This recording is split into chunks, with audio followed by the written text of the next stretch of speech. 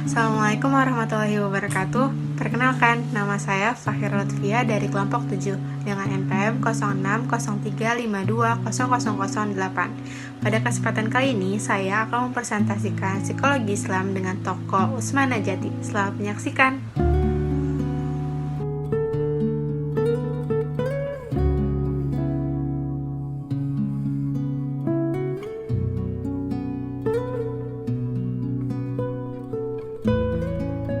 Apa itu psikologi Islam?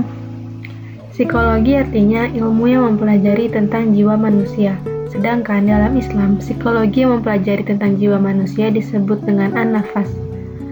Jadi, psikologi Islam adalah sebuah ilmu tentang manusia dan pola interaksinya di dunia di mana segala aturan dan petunjuknya berasal dari Al-Quran.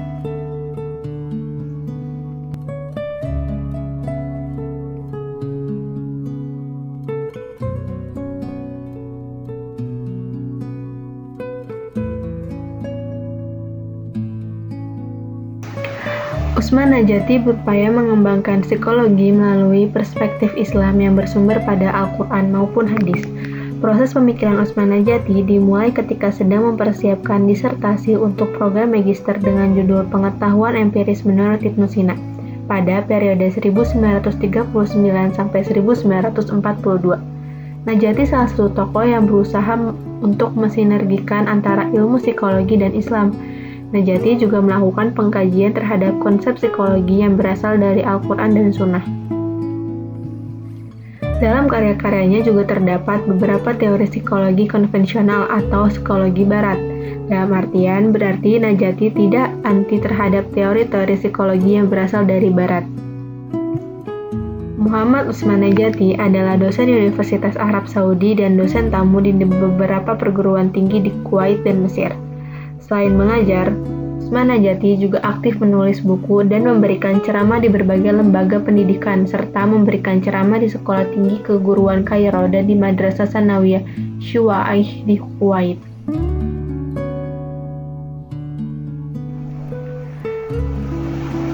Dalam rangka merayakan datangnya abad ke-15 Hijriah, Utsman Najati memperoleh cuti akademis dari Universitas Kuwait pada semester pertama tahun akademis 1980 sampai 1981. Dengan kesempatan ini, ia digunakan untuk menyelesaikan penulisan buku yang tertunda. Salah satu buku yang diselesaikan beliau pada abad ke-15 ini yaitu Al-Quran wa Ilmun Nafs. Perjalanan kehidupan Najati relatif singkat dengan aktivitas yang beliau lakukan dan keseriusannya dalam menggeluti konsep-konsep kejiwaan dari kerangka Islam. Hal ini disebabkan harapan Najati untuk melahirkan mazhab baru di bidang psikologi Islam.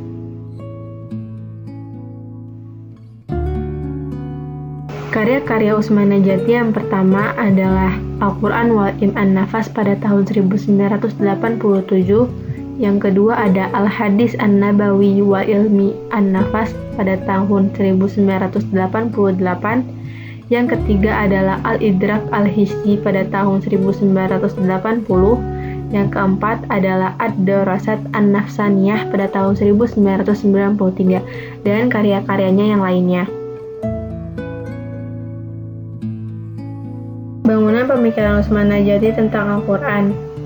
Sebagai tokoh psikologi Islam pada masa kontemporer, Muhammad Utsman Najati memiliki konsep tentang Al-Quran dan menjelaskan konsep kejiwaan dalam Al-Quran. Yang pertama adalah motif-motif perilaku menurut Al-Quran. Utsman Najati memandang motif sebagai kekuatan penggerak yang membangkitkan aktivitas pada makhluk hidup. Dijelaskan di beberapa surat bahwa manusia begitupun hewan diciptakan melalui suatu proses yang akurat dan kadar tertentu, sehingga manusia akan berada pada tingkat keseimbangan seperti semula. Yang kedua adalah emosi menurut Al-Quran. Allah menitipkan emosi pada manusia tentunya memiliki tujuan tersendiri.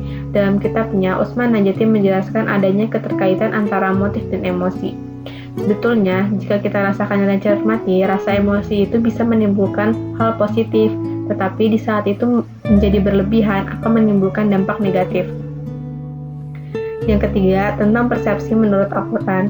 Dalam hal ini, Utsman Najati mengemukakan indera atau mata, telinga, kulit, lidah, dan hidung menurut Al-Quran. Dikemukakan juga ilusi penglihatan atau kekeliruan dalam penglihatan yang tidak sesuai dengan kenyataan yang dilihat, seperti fata morgana yang disangka air pada orang yang mengalami dahaga. Yang keempat yaitu berpikir dalam perspektif Al-Quran. Kemampuan berpikir membuat manusia pantas menyandang tugas sebagai khalifah dan beribadah. Yang kelima, belajar menurut Al-Quran. Belajar menjadikan manusia mampu mengembankan, tanggung, dan memakmurkan bumi. Allah telah menitipkan akal indera yang mampu mendorong dan berpikir yang merupakan cara belajar menurut Al-Quran. Yang keenam yaitu ilmu laduni menurut Al-Quran. Umat manusia dalam menjalani kehidupan sehari-harinya membutuhkan petunjuk dan bimbingan bagi dari para nabi yang rasul ataupun melalui ilham dan mimpi. Para nabi dan rasul memiliki tugas menunjukkan dan menyiarkan agama Allah. Yang ketujuh, ingat dan lupa menurut Al-Quran. Peristiwa ingat dan lupa dalam diri manusia sedikit banyak berkaitan dengan memori. Usman Najati mengingatkan kita agar ingat kepada Allah.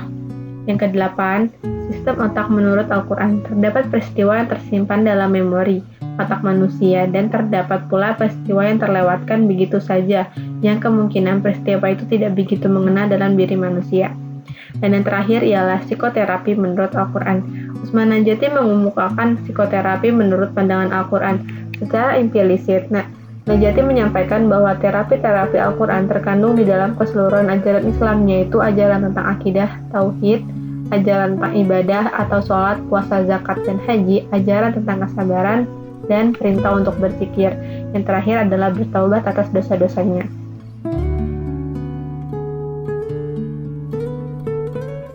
Upaya Usman Najati dalam menghadirkan Al-Quran sebagai terapi gangguan kejiwaan. Menghadirkan Al-Quran sebagai terapi gangguan kejiwaan merupakan salah satu upaya mengembangkan konsep psikologi Islam sebagai sarana terapi gangguan kejiwaan yang dialami manusia, di mana dalam proses terapi tidak bisa lepas dari metode. Usman Najati juga menggunakan beberapa metode, yaitu motivasi, pengulangan, perhatian, partisipasi aktif, pembagian belajar, dan perubahan perilaku secara bertahap.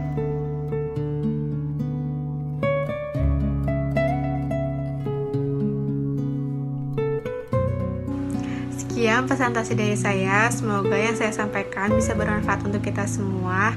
Maaf bila masih banyak kekurangan dari presentasinya. Terima kasih. Wassalamualaikum warahmatullahi wabarakatuh.